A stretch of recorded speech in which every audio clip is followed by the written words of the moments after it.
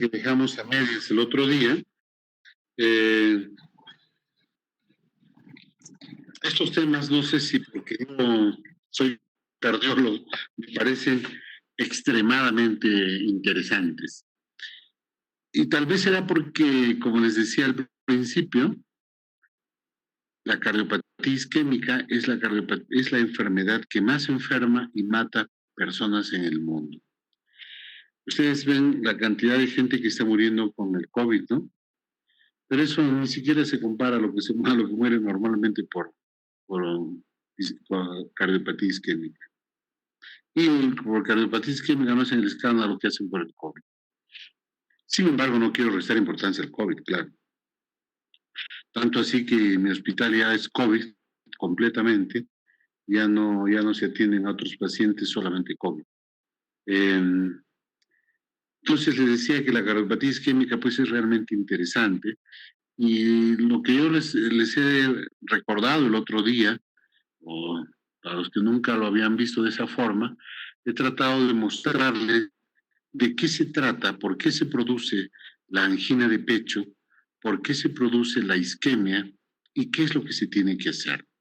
Y ahí es que entran los antianginosos. Y los antianginosos básicamente están compuestos por un par de grupos de medicamentos.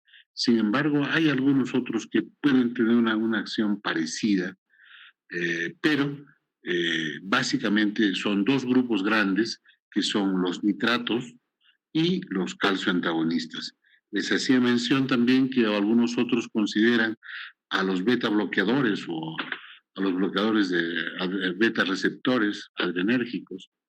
Sin embargo, estos no producen una vasodilatación coronaria, sino al disminuir la pre y la postcarga, hacen que disminuya el consumo de oxígeno al miocardio, y eso al disminuir el consumo de oxígeno, disminuye la isquemia y podría calmar el dolor.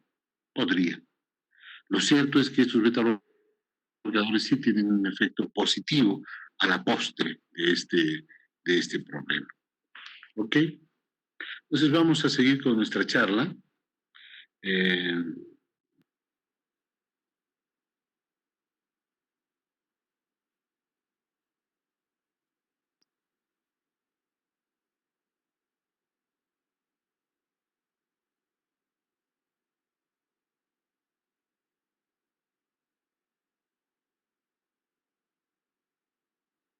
Vamos a empezar.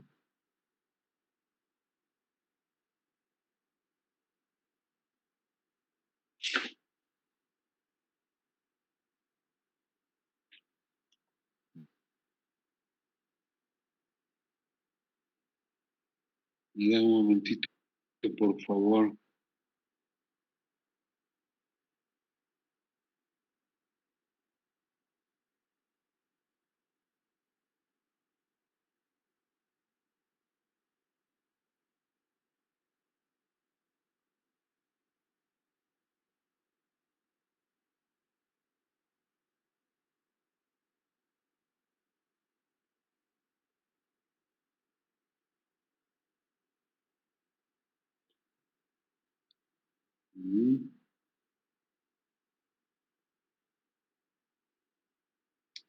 Ok.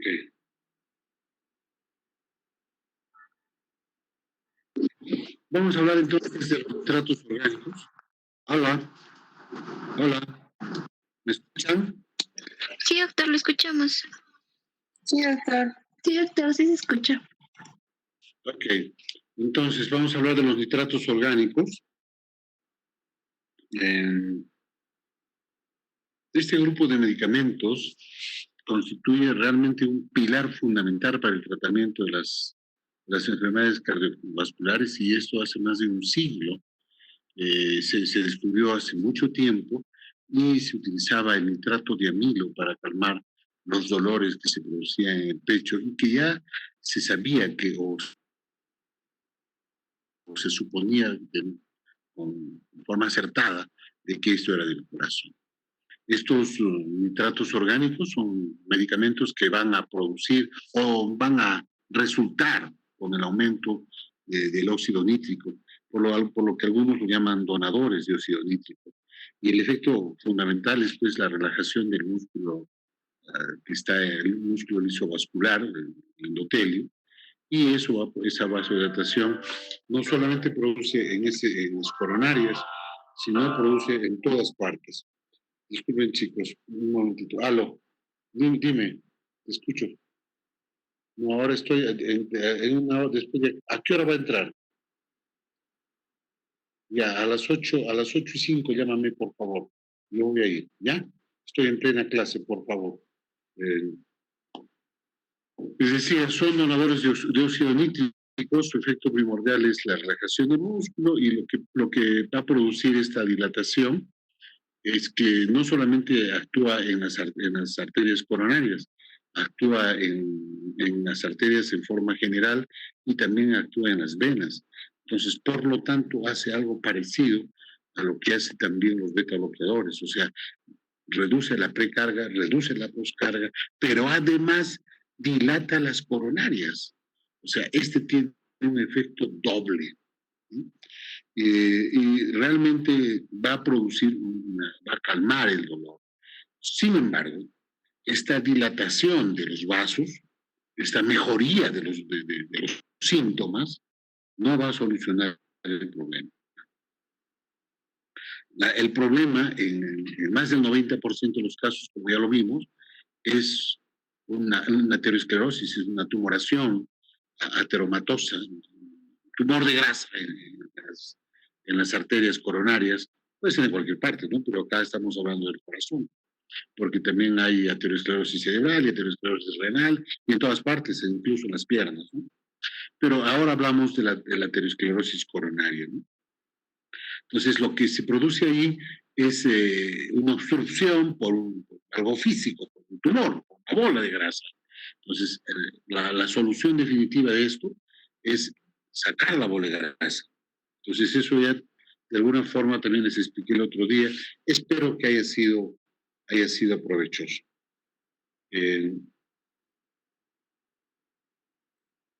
No quiere avanzar. Ya avanzó mucho.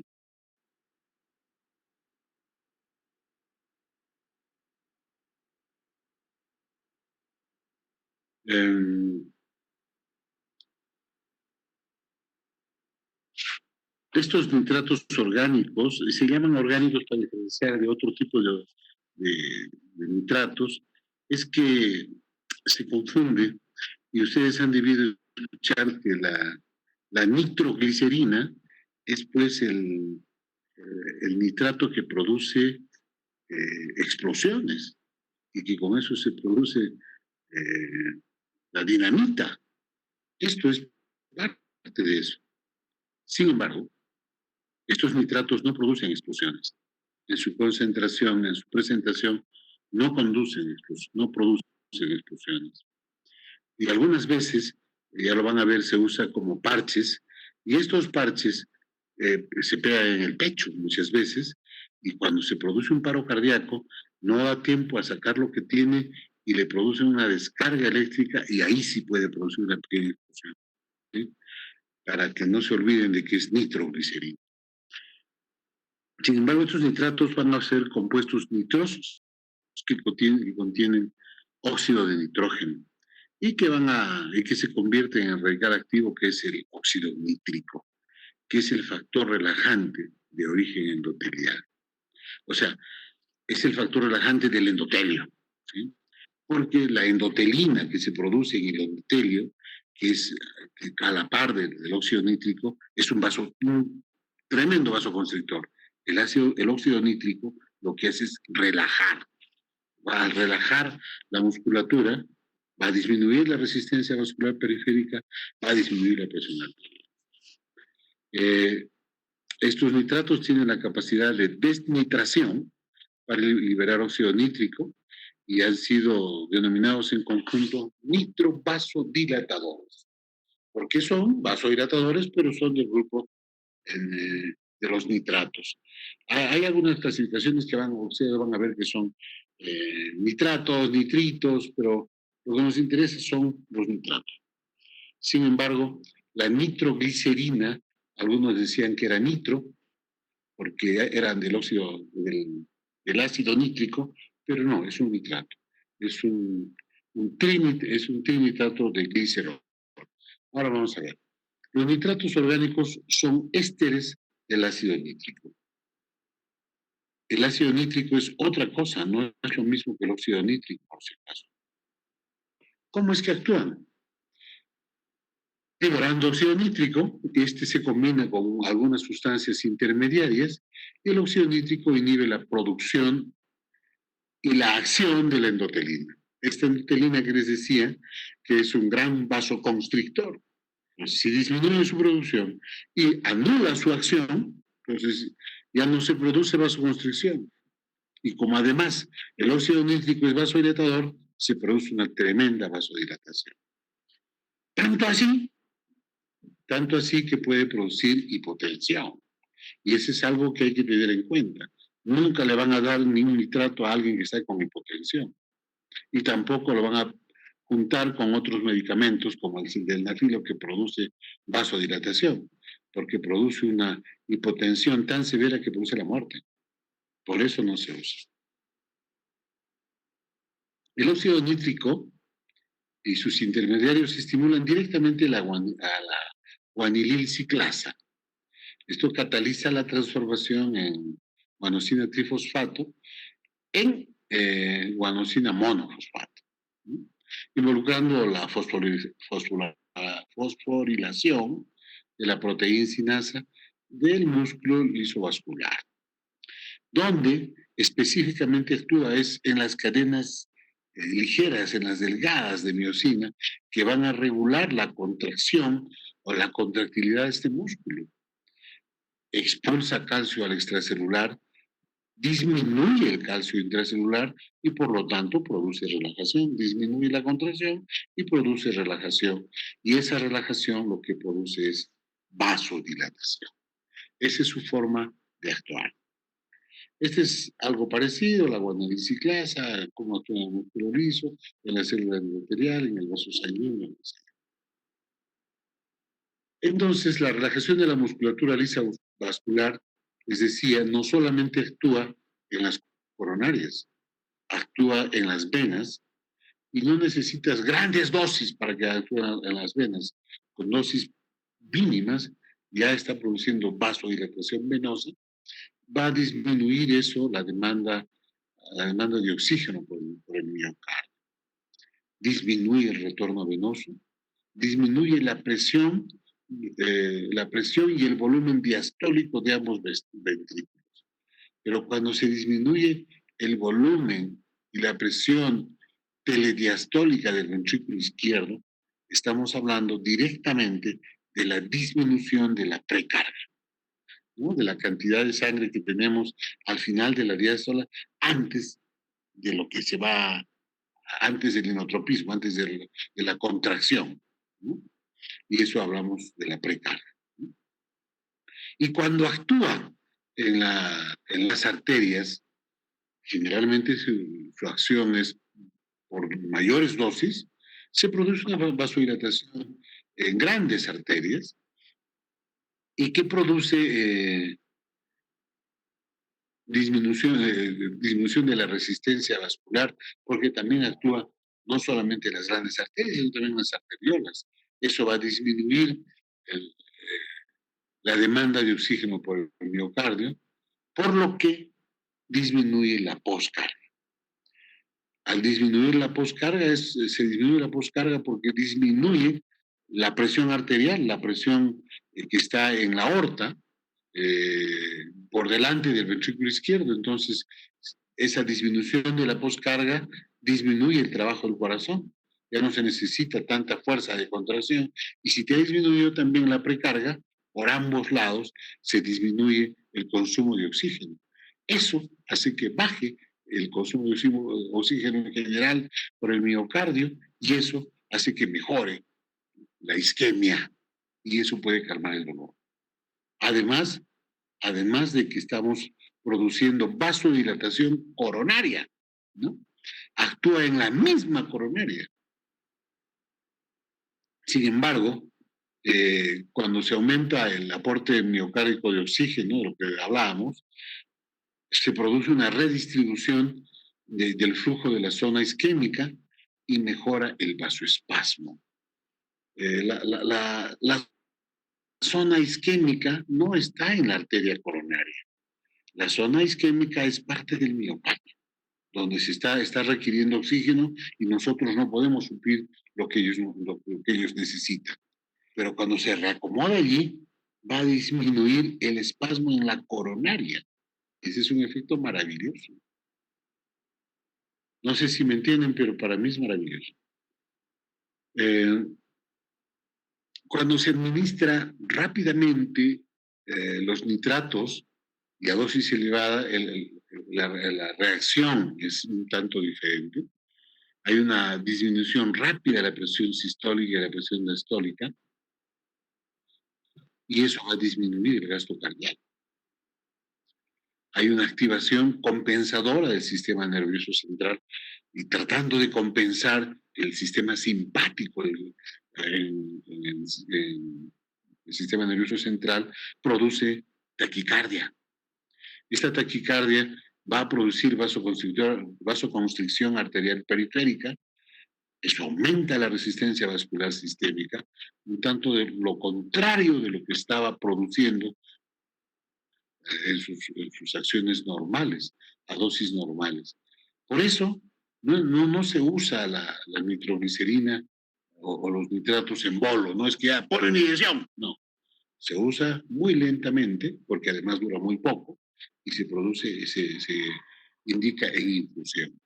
Sin embargo, cuando aumenta la resistencia vascular periférica, eso puede aumentar el flujo sanguíneo en las coronarias y aumenta de forma transitoria secundaria a una vasodilatación del flujo coronario. ¿Cuál es su mecanismo de acción? Ya sabemos que se relajan las arterias y las venas del cuerpo, incluyendo las arterias coronarias. Las arterias coronarias estrechas, como ayer veíamos por acúmulos de grasa en su pared, al producirse esta vasodilatación, aumentan el calibre, aumentan la luz de la coronaria, dejando pasar mayor cantidad de sangre. Y el principal efecto de los nitratos es la prevención y el tratamiento de los episodios de angina. Entonces, los medicamentos por excelencia antianginosos son los nitratos. Sin embargo, los antagonistas del calcio ocupan un lugar importante. Tanto así que en algún tiempo, voy a recordar exactamente, a ver, más o menos en el 79, 80, aparecieron los calcioantagonistas, y yo me acuerdo que todavía era alumno de medicina, y los profesores de cardiología decían, se fregaron los nitratos, ya no los queremos, ahora los salvadores son los antagonistas del calcio. Pero el tiempo no les dio la razón. Aún la vedette de este asunto son los nitratos. Los nitratos orgánicos liberan óxido nítrico al metabolizarse, y este es el que va a producir relajación de la musculatura lisada. Y como ven, estoy repitiendo lo mismo, y la idea es que a nuestras cabecitas un tanto duras, así como la gota labra la piedra, quiero que se quede. ¿Qué es lo que produce la vasodilatación coronaria? ¿Por qué? Esa es la idea. Entonces, ¿cómo clasificamos los nitrovasodilatadores? Por su formación química, y hablamos primero, son nitratos todos, pero su diferenciación hace que podamos distinguir tres grandes nitratos: la nitroglicerina, que su nombre es realmente trinitrato de glicerol, pero muchos lo usan como trinitrato de glicerilo. El mononitrato de isosorbide o de isosorbida, junto con el dinitrato de isorbide, que son los dos parientes, uno es derivado del otro, estos son unos nitratos geniales. Estos son los que se utilizan en el tratamiento de la angina estable crónica y de la angina inestable. Y esto tienen que memorizárselo, chicos. ¿Qué pasa, por ejemplo, si en tu año de provincia se van más adentro de Mazocruz? Un gordito que veían ahí medio morenito, medio moradito por la poligloburia, se tiene un atracón de comida, se toma unas cuantas chelas y viene con dolor de pecho. Y el dolor de pecho típico, una angina típica, un dolor de pecho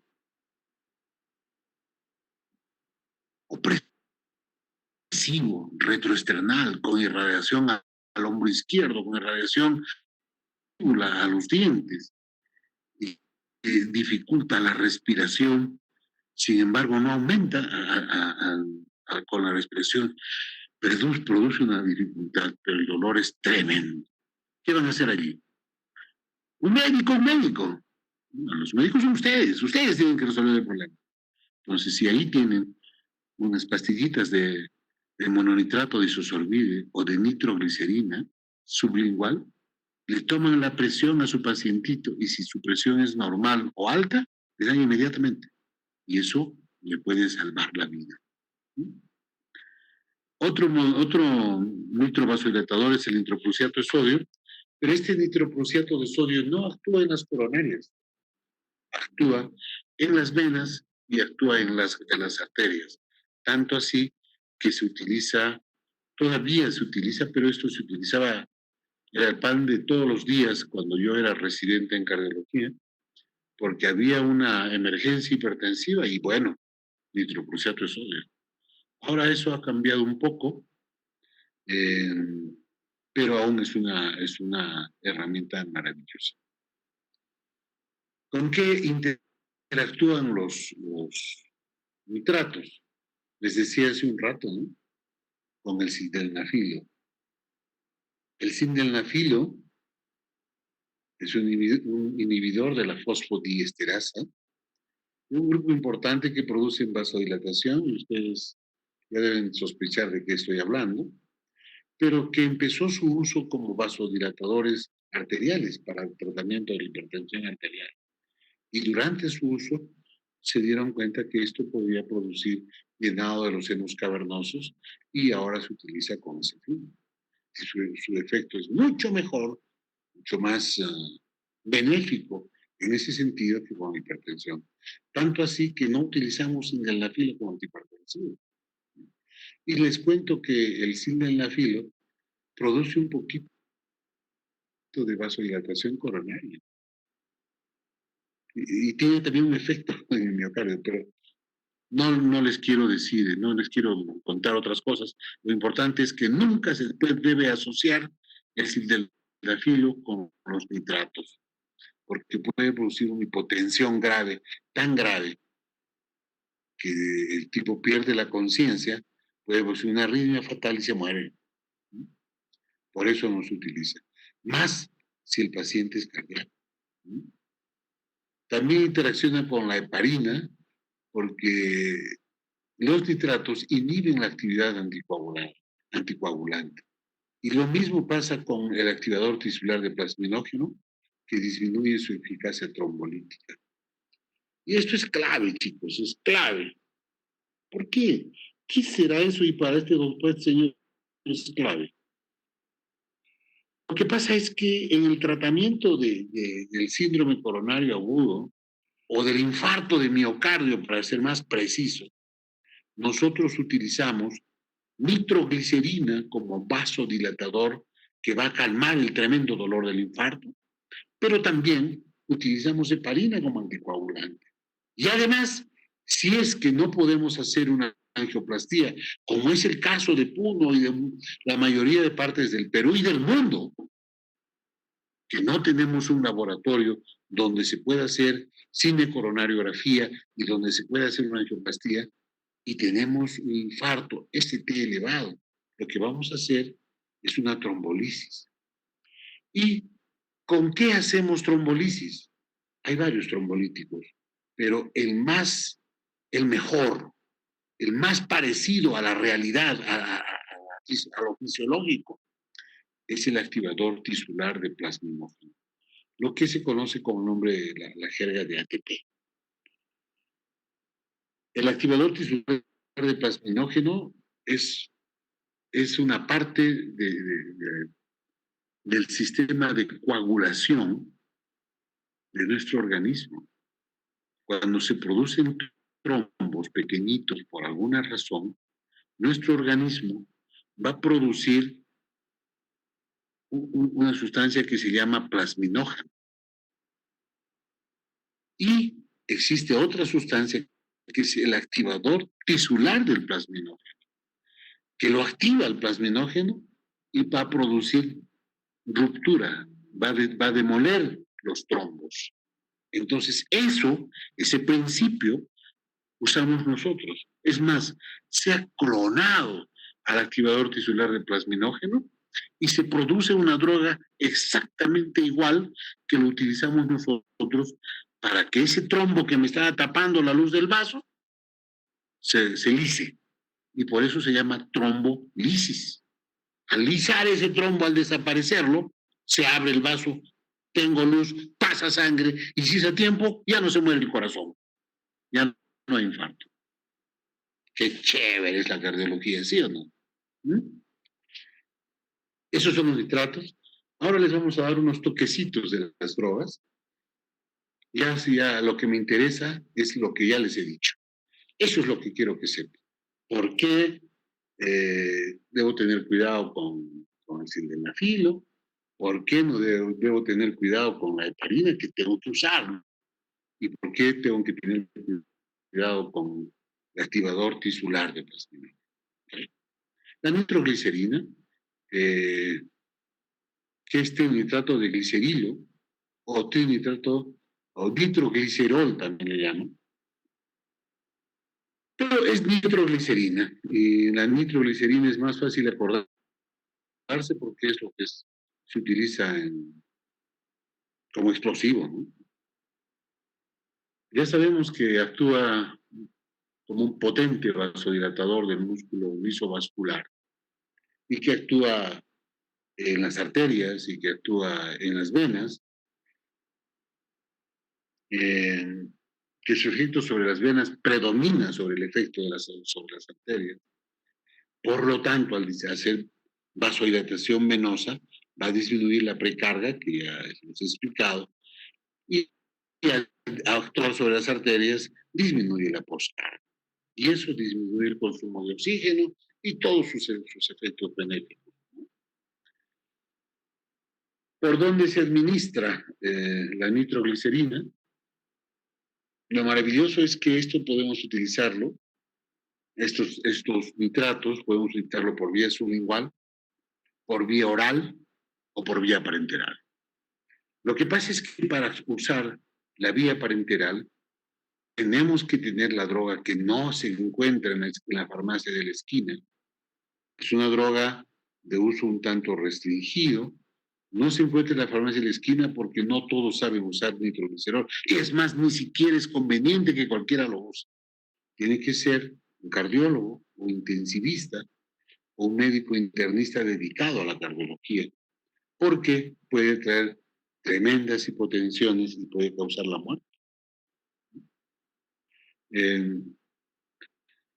Lo que sí pueden usar ustedes es la vía sublingual. Existe nitroglicerina de 5 miligramos pequeñitas que le ponen bajo la lengua, incluso hay otras que son perlas. Y también existen unos parches. Existen unos parches que van a liberar y van a dejarnos una cantidad de nitroglicerina en forma sostenida. Por ejemplo, si yo tengo un paciente que tiene dolor de pecho y sé que la acción de la nitroglicerina es fugaz, entonces ahora vamos a ver que la administración sublingual es perfecta, actúa muy bien, puede producir vasodilatación coronaria, puede calmar la angina de pecho, puede salvar de un infarto, pero dura muy poco. Entonces, la vía transcutánea va liberando poco a poco la nitroglicerina y puedes tener el efecto pues por horas, ¿no? Y eso, por ejemplo, es un truco que utilizamos algunas veces los cardiólogos cuando tienen que operar a un paciente cardíaco coronario y necesitamos que no haya pues una contracción de la coronaria durante la operación, porque un infarto durante la operación se muere. Y en eso nos ayuda la nitroglicerina transcutánea en parches. Y la vía intravenosa es la que se usa en infusión y es la que usamos en el tratamiento de los infartos.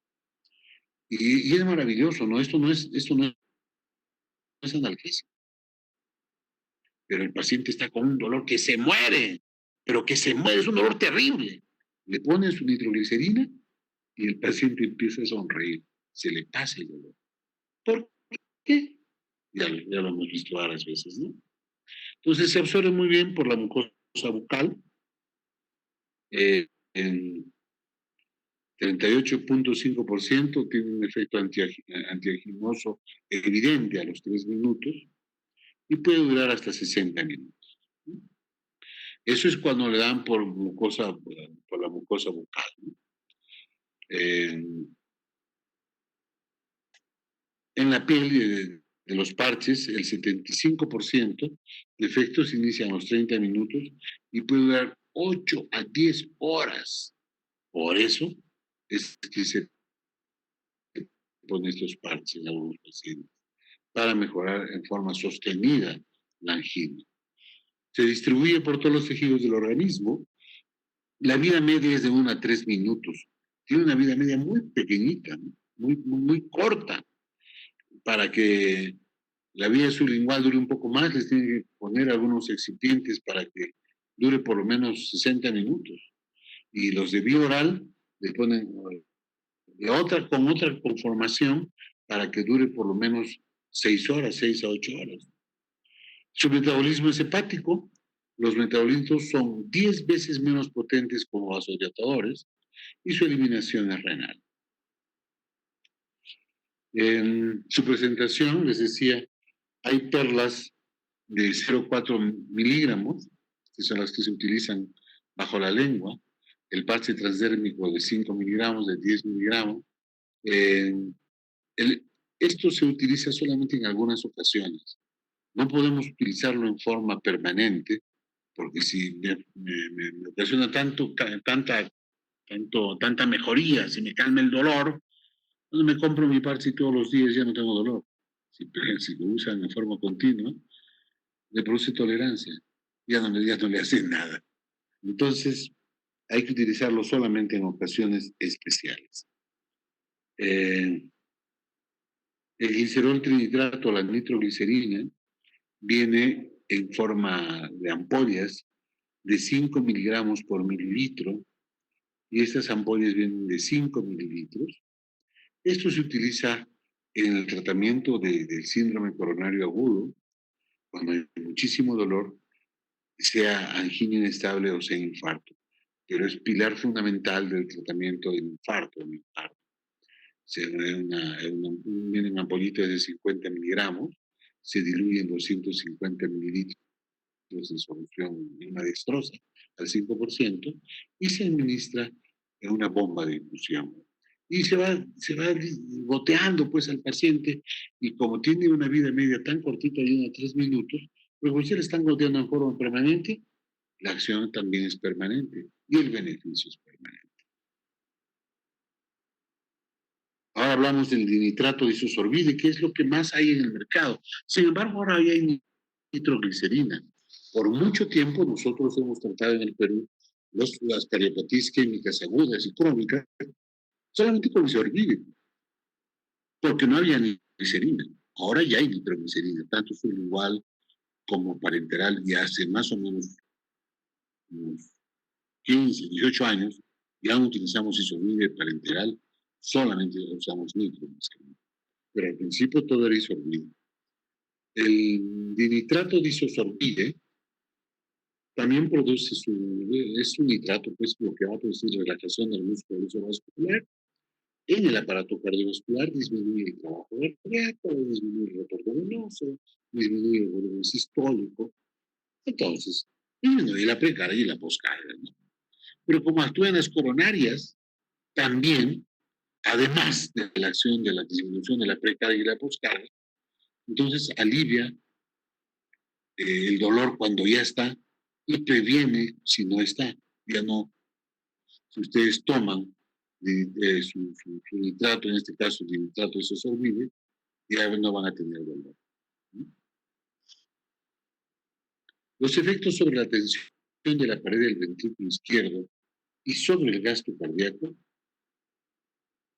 es lo que yo les he explicado hace un rato, ¿no? Esto hace que el balance neto sea una reducción de la demanda de oxígeno. Al reducir la demanda de oxígeno, disminuir la isquemia, ¿no? Entonces, al disminuir la isquemia, va a reducir el dolor, ¿no? Entonces, va a calmar el dolor, va a calmar la angina, y entonces es un tremendo antianginoso.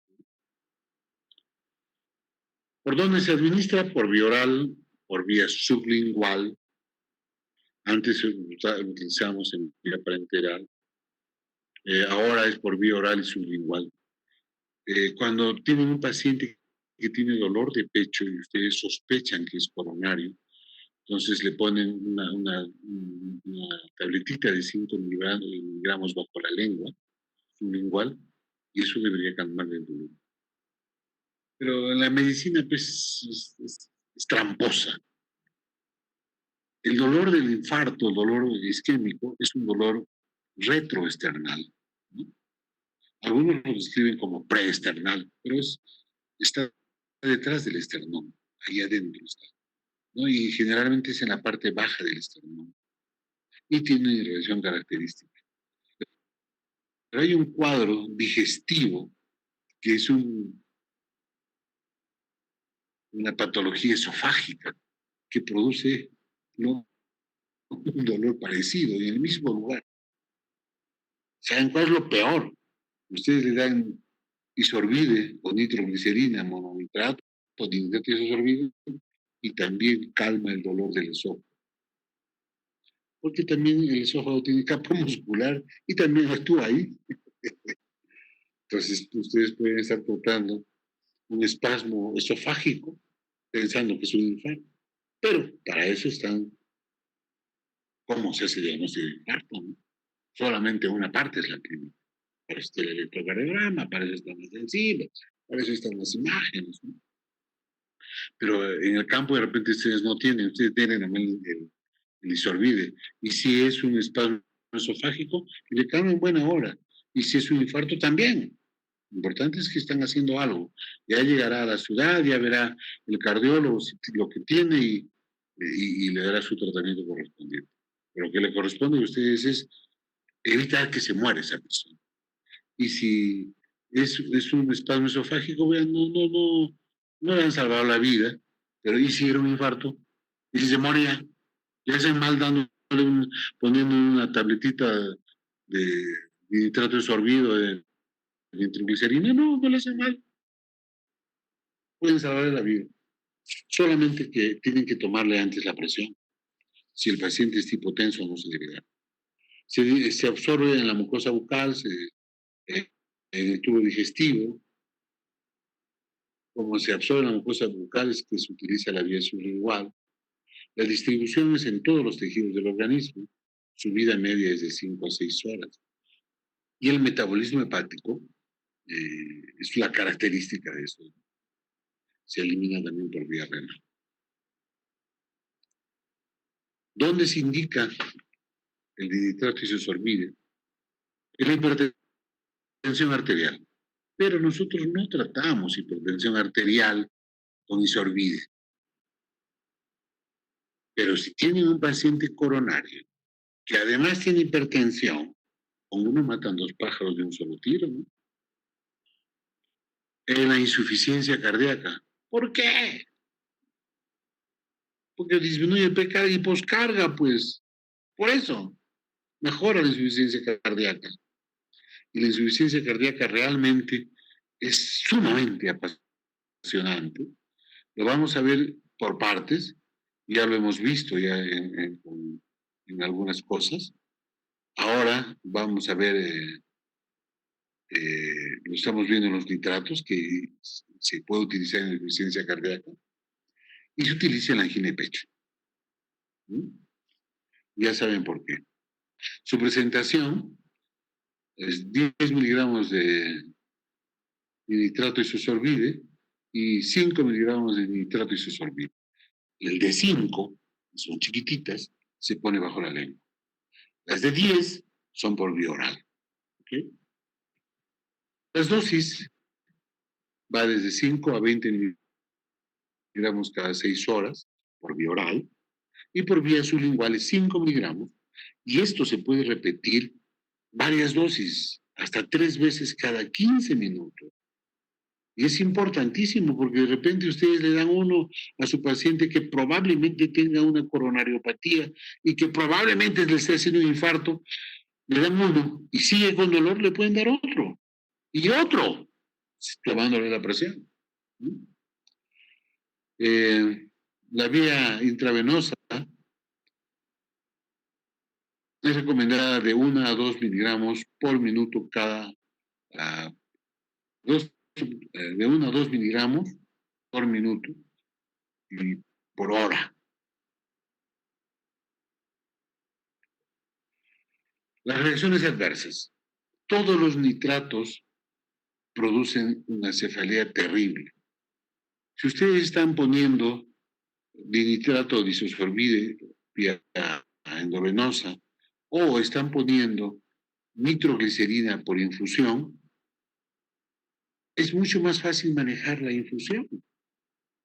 Si le están poniendo nitroglicerina en infusión y le da dolor de cabeza, le disminuye la dosis. Y con eso suele ser suficiente. Pasa dolor de cabeza. Muchas veces es necesario parar porque el dolor es muy insoportable. Pero yo digo, si se aguanta un poquito el dolor de cabeza y salvo el corazón y le salvo la vida, ¿no? Hay que buscar riesgo-beneficio, ¿no? Entonces, a veces se le da un analgésico para el dolor de cabeza hasta que yo quiera lograr mi reversión del infarto y luego ya le quito el nitrato y se le pasa el dolor. Puede producir hipotensión, ya les dije, como reacción, puede producir taquicardia. Y si hay taquicardia, en vez de bajarme el consumo de oxígeno, me lo va a aumentar y no me va a mejorar. Entonces, son algunas reacciones adversas que no es en todos los casos. Puede producir vasodilatación extrema y puede producir dermatitis también. Cuando baja muy rápido la presión, el paciente puede sentir vértigo, visión borrosa. Y eso es porque hay una vasodilatación cerebral. Y puede producir también náuseas y vómitos. Está contraindicado cuando hay hipersensibilidad a los nitratos, cuando hay hipertensión arterial, cuando hay anemia, cuando hay glaucoma, en la insuficiencia hepática y en la insuficiencia renal grave. Ahí no le puedes dar. En las embarazadas hay que valorar riesgo-beneficio. Si le vas a salvar la vida a la madre, ya pues, caballero. Si no, ya se va a morir, le va a dar infarto, se muere. No se permite que se muera, pues, ¿no? Hay que darle. Y se debe decidir si es necesario interrumpir o no la lactancia materna. Hay que buscar siempre el riesgo-beneficio para el bebé y eso les va a orientar a si deben darle o no. El otro es el mononitrato disosorbide, que tiene los mismos efectos. Wow, me come el tiempo. El metabolito del dinitrato disosorbide reduce el trabajo cardíaco, disminuye la necesidad de oxígeno en el miocardio. Su acción principal es la del mononitrato disosorbide, es por la relajación del músculo vascular, que ya lo hemos visto en todos los nitratos. Produce vasodilatación de las arterias, de las venas, a predominio de las venas, pero produce también vasodilatación coronaria, ¿no? Farmacocinética se da por vía oral, se absorbe en el tubo digestivo, una vida media de 5 horas, se metaboliza en el hígado y se elimina por vía renal. Las dosis del tratamiento profiláctico de angina de pecho se puede dar dosis de 20 a 60 miligramos, 20 miligramos 2 veces al día, o 3 veces al día, que completa los 60 miligramos por día. El monohidrato de isosorbida generalmente vienen tabletas de 20. Se creía que el dinitrato se tiene que dar 3 veces al día y que el monohidrato se podía dar 1 vez al día, ¿no? Se da 2 a 3 veces al día. Reacciones adversas, hipotensión, vértigo, náuseas, dolor abdominal, cefalea, casi lo mismo. Hipersensibilidad a los nitratos, anemia, glaucoma, hipotensión, insuficiencia hepática, es lo mismo, un caldo. Es lo mismo en los embarazadas, lo mismo en la lactancia. Vamos a seguir con los calcio antagonistas, chicos. Yo no tengo tiempo. Y voy a tener que robarme en la próxima clase un poco de esto y no sé si me alcanza el tiempo. Los calcio antagonistas es un grupo de medicamentos sumamente importante y que tiene también varias acciones. Cómo se utiliza, de eso les hablaba, que hace tiempo se utilizaba como la salvación en la vasodilatación y como antianginosos, pero eso ha cambiado. Y su acción fundamental ahora es como antihipertensivos. Sin embargo, vamos a ver que se utilizan también como antiarrítmicos porque tienen unos calcios antagonistas tienen acción en el nodo sinusal y también en el nodo auriculoventricular. El calcio puede penetrar a la célula por muchos lugares, ¿no? Y para eso hay unos canales. Estos canales del calcio son de varios tipos, varios ustedes ya lo vieron en sus prácticas, pero los más importantes para nosotros son los canales L, el T, el M y el P. Los bloqueadores de calcio actúan en los canales lentos del calcio, que están básicamente en el miocardio, en el nodo auriculoventricular y en las células del músculo lisovascular. Donde están en el nodo auriculoventricular, ahí se actúan como antiarrítmicos, y en el músculo lisovascular actúan. Si este músculo liso está en la coronaria, será pues antianginoso, ¿no? Si está en todo el cuerpo, será antihipertensivo, ¿no? Producen vasodilatación arterial y una reducción en la resistencia vascular periférica. Si disminuye la resistencia vascular periférica, va a disminuir la presión arterial. Y entonces será un antihipertensivo, ¿no?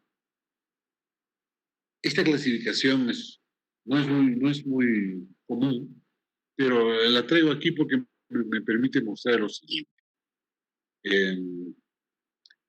El tipo 1 de calcio antagonistas actúa exclusivamente sobre los canales de acción in vitro e in vivo, sobre la conducción cardíaca, prolongando la conducción auriculoventricular y el periodo refractario.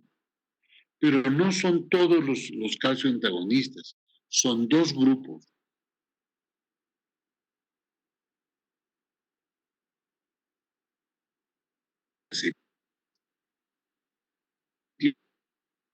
La clasificación de las otras benzodiazepinas, ¿no? Pero esto no es sedante, esto no es como el alprazolam o el clonazepam. Esas son benzodiazepinas antagonistas del calcio. Y las fenilquilaminas, el verapamil o la benzodiazepina es el liclacent. Estas 2 se utilizan como antiarrítmicas. Pero estas 2 también se utilizan como anginosos, como antianginosos y en la cardiopatía isquémica. En cambio, las otras que son la mayoría y que tienen un efecto maravilloso como antihipertensivos se llaman dihidropiridinas. Estos tienen acción exclusiva sobre canales de calcio in vitro sobre la conducción cardíaca. En vivo no se sabe, no es tanto así, porque estos sí tienen acción en el músculo arterial y de las arterias y de las arteriolas, van a disminuir la resistencia vascular periférica y van a disminuir la presión arterial. Estas dihidropiridinas, la vedez del asunto es la nifedipina o nifedipino o el nifedipino. Pero ese es el primero que se encontró, ya lo vamos a ver un poquito después, y después han salido otros de segunda generación como el amlodipino, y el amlodipino tiene una acción en una angina especial, que les mencioné el otro día, la angina variante, le llaman, o de Prince Metal, cuando se produce angina por un espasmo coronario, sin la presencia de un ateroma, sin la presencia de un contenido graso en la pared de la coronaria. Ahí actúa muy bien. Y está también la isradipina, la lasnipina, la dicardipina, la nisodipina, la nitrendipina y el nimodipino o la nimodipina. La nimodipina tiene una particularidad y por eso he puesto esto porque lo van a usar, ustedes lo van a ver. Es un antagonista del calcio. Va a producir, va a actuar en la musculatura lisa vascular, pero este solamente actúa en el cerebro. Puede actuar a nivel periférico, pero en una cantidad despreciable. No modifica la presión arterial, pero es un gran vasodilatador cerebral. Igual que cuáles, igual que el tipo 3, que tiene acción exclusiva sobre canales de calcio, sin acción sobre la conducción cardíaca, ni en vivo ni in vitro, que son la sinaricina y la flunaricina. La nimodipina o nimodipina, la sinaricina y la flunaricina son vasodilatadores cerebrales. Cuando hay mala irrigación cerebral, esto actúa muy bien ahí. Y no comprometen la presión arterial y no son ni antiarrítmicos y tampoco son antianginosos, ¿sí? Pero son vasodilatadores cerebrales y son antagonistas del calcio. ¿Sí? Y el grupo 4, hablamos de la lidoflacina, pero es un medicamento que no utilizamos, porque su acción electrofisiológica es muy compleja, no se utiliza. Eso no importa mencionarlo. La clasificación, entonces, ahora sí podemos decir, los antagonistas del calcio son no dihidropiridínicas o piridinas y las dihidropiridinas. Dentro de las no dihidropiridinas tenemos los dos grupos, las difenilquilaminas y las benzodiazepinas, y en las difenilquilaminas tenemos el verapamil, y en las benzodiazepinas tenemos el glitazeno. Estos dos grupos se caracterizan por producir, primero, un efecto inotrópico negativo y cronotrópico negativo. O sea, va a disminuir la fuerza de contracción del corazón y va a disminuir la frecuencia cardíaca. Eso podría reducir el consumo de oxígeno en el corazón. Pero van a ver que esto no se utiliza mucho porque si tiene un infarto que está produciendo falla ventricular y le dan un inotrópico negativo, a veces se muere.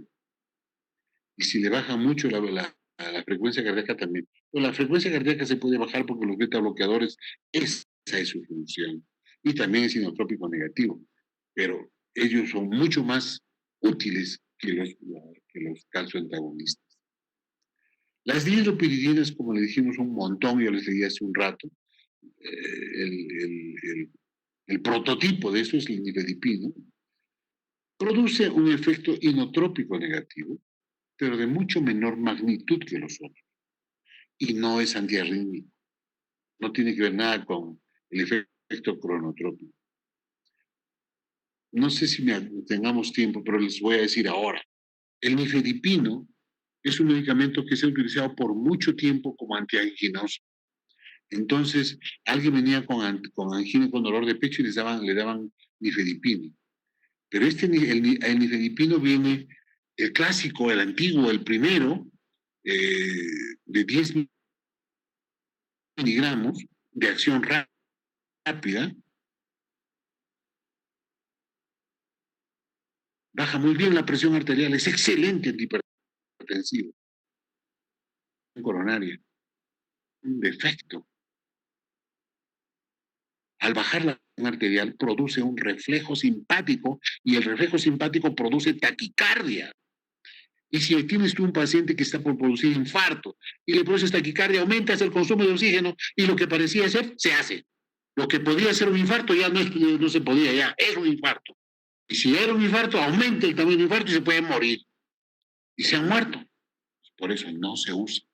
El de 10 miligramos, el de acción inmediata, el de acción rápida, no se usa como antianginoso. No se debe usar en pacientes con cardiopatía isquémica. ¿Sí? Es más, el nifedipino ha sido por muchos años salvador de las guardias de los internos, de los estudiantes de medicina, porque venían unas presiones altas, ponle un nifedipino bajo la lengua y listo. Le ponías un nifedipino bajo la lengua, algunos se mejoraban porque bajaba la presión, otros tenían taquicardia refleja, tenían angina, le bajaba tan rápido la presión, le producía bajo flujo cerebral y complicaciones cerebrales. Entonces tampoco se usa en vía sublingual. No lo deben usar, por favor.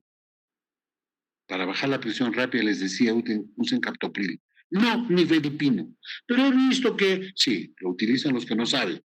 ¿Ustedes quieren ser de los que no saben o de los que saben? Yo intento que ustedes sepan. Esa es mi misión.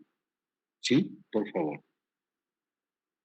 Las hidropiridinas de segunda generación, como el amlodipino, el felodipino, el nicardipino, poseen mayor selectividad vascular, o sea, para usar en hipertensión, y menor efecto inotrópico, ¿no? Incluso menos que el nifedipino. La otra clasificación química es la fenilclamina, las hidropiridinas, las benzodiazepinas y a otros casoantagonistas con acción a través de canales del calcio, pero que no se utiliza ni el tetradol ni el mifefadil, entonces no lo vamos a mencionar. Y esta clasificación ya la mencionamos. Vamos a hablar, a ver cuánto tenemos. Sí, vamos a terminar este tema y si tenemos un poquito de tiempo, vamos a reforzarlo nada más. Pero es que este tema es fundamental, porque lo vamos a ver, ya lo vimos como antiarrítmico, lo estamos viendo ahora como antianginosos y lo vamos a ver después como antiarrítmicos. Como antihipertensivo lo vimos, ahora como antianginosis como antianginoso y lo vamos a ver como antiarrítmico. ¿Ok? Y este verapamilo cumple las tres cosas. Inhibe el paso de los iones del calcio extracelular a través de la membrana en las células del miocardio, en el nodo sinusal, en el nodo auriculoventricular y el músculo lisovascular, incluyendo las coronarias. La vasodilatación arterial y arterioral y coronaria va a producir pues disminución de la presión arterial, disminución de la resistencia vascular periférica, produciendo vasodilatación periférica, produciendo disminución de la tensión del ventrículo izquierdo, que eso podría mejorar la insuficiencia cardíaca, pero como tiene un efecto inotrópico negativo, su resultado es negativo, entonces no se debe utilizar. La disminución de la excitabilidad del nodo sinusal y la disminución de la conducción del nodo auriculoventricular son los dos mecanismos que se utilizan en las arritmias. Lo vemos ahora y lo vamos a volver a ver cuando veamos antiarrítmica. La farmacocinética, la administración es vía oral e intravenoso. Sin embargo, en el Perú no hay nifedipino intravenoso, lo que tenemos es vía oral. Y realmente el nifedipino los casos antagonistas son muy buenas drogas para tratar estas cosas, hipertensión, los otros casos antagonistas como antiarrítmico y un grupo de estos como antianginosos. El verapamilo se utiliza como antihipertensivo, pero su uso genial era para calmar las taquicardias supraventriculares y se utilizaba por vía endovenosa. Cuando yo estudiaba cardiología, cuando yo era residente, la vedette era el verapamilo parenteral. Tenían unas taquicardias terribles, le ponían lentamente en la vena y la taquicardia desaparecía. El problema es sus complicaciones. Y se nos ha parado los pelos de punta un par de veces porque le estás poniendo nifedipino La enfermera le pone un poquito rápido y ¡pum!, que hace paro. Paro cardíaco y se te muere el paciente en tu cara. Ese rato, un médico, y hay que hacer reanimación. Y a veces salen y a veces no. Entonces, por eso es que el uso del verapamilo o parenteral ya no se usa mucho, ¿no? Se absorbe muy bien por el intestino, su vida media es de 2 a 8 horas, su metabolismo es hepático y su eliminación es por vía renal. Sus indicaciones, hipertensión arterial, que es fundamental, en las arritmias de taquicardia de entrada, se utiliza muy bien, pero generalmente es mejor utilizar, en este caso, con mucho cuidado la vía parenteral y por vía oral si es posible. Se utiliza también en la fibrilación auricular en forma crónica y en el flúter en forma crónica, pero también en forma aguda, pero con cuidado. Esto sí se puede usar como angina de pecho, como antianginoso, como angina de pecho, porque además disminuye la frecuencia cardíaca, produce vasodilatación arterial, va a producir reducir la poscarga y por ambos lados actúa. Y por mucho tiempo se ha usado como un buen antianginoso. Ahora no mucho ya, pero tiene su efecto antianginoso.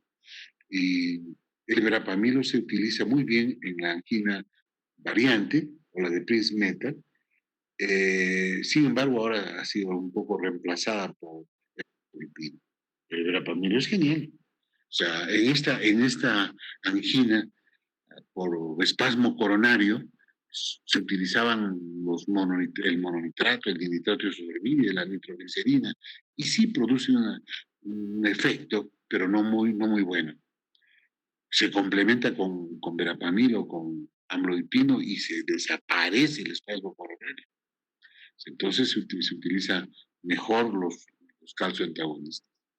La vía oral, de verapamilo es de 240 a 320 miligramos al día en 3 tomas. Tiene pastillas de 80, de 120, pero es cada 8 horas. Eh, la vía intravenosa se administra de 5 a 10 miligramos en bolo y se vigila con electrocardiograma y con mucho cuidado porque se van a asustar como yo cuando le dé paro a su paciente. Yo haciendo mi residentado, me dice, ponle un verapamilo, le pongo verapamilo y le da paro, casi me muero. Nomás que está en el hospital y la chica salió a una niña de 13, 14 años. Imagínense que se te muera por poner una inyección. Ahorita hubiera sido famoso, pero por matar a una niña. Si no hay respuesta, se puede repetir en 30 minutos. En tabletas viene de 40, 80, 120 y en ampolletas de 5 miligramos en 2 ml. Sus reacciones adversas, bloqueo auriculoventricular, ese es el más grave. Tienen que tomar otras medidas, pero hay que tener mucho cuidado. El estreñimiento es un efecto sumamente frecuente. Puede dar debilidad, náuseas, hipotensión y puede dar también dolor de cabeza. Lo que producen los calcioantagonistas, el diltiazem, el brapamilo y todos los hidropiridínicos en su mayoría, es edema en los tobillos. Y es clásico, tú le das una pastilla, le va a bien, le baja la presión. Doctor, su pastilla me ha hecho mal, se me han hinchado los pies. Y no es porque has recetado mal, es un efecto, es una reacción adversa. Entonces tienes que asociarlo, les decía el otro día, con un inhibidor ECA y con un diurético y se acabó el problema. Contraindicaciones, el síndrome de nodo sinusal enfermo y el bloqueo auriculoventricular de tercer grado. Esto lo tienen que memorizar porque todavía no conocen muy bien el electro y ya no tengo tiempo para explicarles. Sería motivo de otras clases. No se recomienda su uso especialmente en el primer trimestre de embarazo y hay que evitar durante la lactancia materna. El otro calcioantagonista de este tipo es el diltiazem, que tiene efecto antiarrítmico, antiaginoso y antihipertensivo. Y este es uno de los medicamentos que más, de los calcioantagonistas que más se usan. y se usa siempre, generalmente, asociado a un inhibidor ECA o a un ARA2 y con un diurético. Y con un diurético porque produce edema.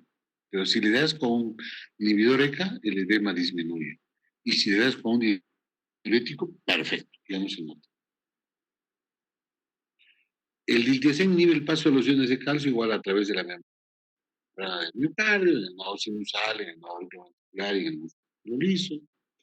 Se administra por vía oral, su absorción por la mucosa gastrointestinal es buenísima, su concentración plasmática es de 2 a 3 horas, una vida media de 3 a 9 horas, metabolismo hepático y eliminación por vía renal, por las heces y por la lactancia materna. Las indicaciones y las dosis y presentación, les decía, se utiliza muy bien en hipertensión arterial, se utiliza en arritmias supraventriculares, en el Perú no hay diltiazem parenteral, entonces se utiliza cuando tienes hipertensión más arritmia, y esto te mata 2 pájaros de un solo tiro. Y también se utiliza como angina de pecho, porque tanto el verapamilo como el diltiazem no te producen la taquicardia refleja que te produce el nifedipino y las otras diropiridinas. Pero básicamente el nifedipino. La dosis que se debe administrar es de 60 a 180 miligramos al día, tiene tabletas de 30, 60, 90 y de 120 miligramos. Puede producir erupción cutánea, edema, ya les dije, mareo, náuseas, estreñimiento también, astenia, cefalea, hipotensión. No se da cuando hay hipersensibilidad a la droga, no se debe usar en el infarto agudo del miocardio transmural, cuando el infarto es ST elevado, en el antiguo lenguaje cuando hay una onda Q. Cuando hay congestión pulmonar e hipotensión, no se debe usar. En el síndrome de nódulo sinusal. Chicos, si me apagan su micrófono, mejor. En el síndrome de nodo sinusal enfermo, en el bloqueo auriculoventricular de segundo o de tercer grado. Contraindicado, en el embarazo es teratogénico. Se ha demostrado esto en ciertas especies animales y es un poco complicado hacer estudios en seres humanos, ¿no? Pero no se da durante la gestación. Y también se da con mucho cuidado durante la lactancia materna. Eso es el diltiazem, eso es el verapamilo, y ahora la vedette que les decía de las hidropiridinas es el nifedipino. El nifedipino hace lo mismo, bloquea los canales de calcio en los músculos cardíaco, liso y vascular, disminuye la resistencia periférica, va a bajar la presión, puede ser un poco antianginoso, pero no se debe dar, porque ya les dije, produce taquicardia refleja y puede matar a tu paciente. Se administra por vía oral, la absorción en el sistema digestivo, vida media de 3 a 4 horas, su metabolismo es hepático, su eliminación es renal y también por la lección materna. Es una indicación muy buena en todas las formas de hipertensión, pero tienen que saber que les puede producir taquicardia refleja. Y van a ver ahora que tiene algunos efectos medio raros. Se da en la angina. ¿Le daría esa angina aguda? Yo no le daría. En angina crónica tal vez. Pero si se da taquicardia y ya no va a ser tan crónica y la vuelve aguda, yo no le daría. Pero se utiliza muy bien en hipertensión pulmonar. Las dosis que se administran es de 10 miligramos cada 8 horas. Las cápsulas son de 10 y de 20 miligramos, la acción rápida. Pero hay otra presentación que son las tabletas de acción prolongada y que vienen de 30 y 60 miligramos. El nifedipino es un gran vasodilatador y se utiliza en hipertensión pulmonar. Y cuando viene la gente de la costa y viene a nuestro querido Puno y les da un poco más de que el simple soroche, les produce un tremendo malestar que los puede llevar hasta el edema agudo de pulmón en el mal agudo de montaña. Y en esos casos se puede utilizar nifedipino. Pero como el nifedipino te produce taquicardia y eso te aumenta el consumo de oxígeno, no le puedes dar. No le puedes dar el de acción rápida, el de 10 y 20 miligramos. Pero sí le puedes dar el de 30 miligramos o el de 60. No te produce taquicardia refleja. Y te va a producir una gran vasodilatación arterial y pulmonar. Si no tiene hipotensión, le puedes dar. Te produce edema, te produce hipotensión, mareo, cefalea, congestión nasal, náuseas, dolor epigástrico, diarrea, estreñimiento. Y te puede producir infarto, cualquier la taquicardia. Por eso no se debe dar. Con indicaciones, la hipersensibilidad, la hipotensión, el choque cardiogénico. No puedes dar allí porque es inotrópico negativo. No se puede dar en cardiopatía isquémica por la taquicardia que te va a fregar todo. No se debe utilizar durante el embarazo a no ser que la mujer pues, realmente lo requiera. Y también con mucho cuidado durante la lactancia. Y la última droga que vamos a ver ahora es el amlodipino, que es una dihidropiridina de segunda generación, junto con los otros. Los efectos y las acciones son casi idénticas, sino que este está más difundido en el mercado, se lo encuentran en cualquier farmacia o en botica o de repente en la tienda de la esquina. Impide también el paso de los iones del calcio a través de la membrana, de los vasos sanguíneos y del corazón. Su acción antihipertensiva es debida a un efecto relajador directo del músculo vascular, se administra por vía oral, se absorbe en el tubo digestivo, hay una unión en las proteínas plasmáticas de un 97.5%, es tremendo. Tiene una vida media de 35 a 50 horas, una larga vida. Entonces, cuando utilicen esto, lo pueden dar por un tiempo prolongado entre dosis, pero la dosis que se utiliza van a ver que es casi, en todos los casos, solamente se da una vez por día. Su metabolismo es hepática, su eliminación es renal, se utiliza en hipertensión arterial, es muy bueno, y generalmente utilizado un IECA y un diurético, porque les produce edema. Y les decía, el medicamento de moda para la angina por espasmo coronario, la angina de Prinzmetal o la angina variante, es pues el amlodipino. La dosis que utilice 5 miligramos dividida en 1 a 2 veces al día. Viene pastillas de 5 de 10 y generalmente da 10 miligramos al día. Hay edema, rubor en la cara como el nifedipino. El nifedipino les produce unos rubores, unos calores en la cara, edema en los pies. El doctor me ha dado una pastilla mal, ese doctor no sabe nada. Por eso tienen que saber, chicos, y le previenen. Señor, este medicamento le va a bajar la presión, pero le va a producir calorcito en la cara, no se asuste. Le va a producir hinchazón en la pierna, yo le voy a dar otro medicamento porque se le pase y se acabó. Dolor de cabeza, mareos, fatiga. No se debe dar en hipersensibilidad, en hipotensión grave, en shock, que es un cuadro que necesariamente tiene hipotensión. En el embarazo, con mucho cuidado, solamente si es estrictamente necesario. Y también se aconseja parar la lactancia materna durante el tratamiento de hipertensión. Esos son antagonistas del calcio.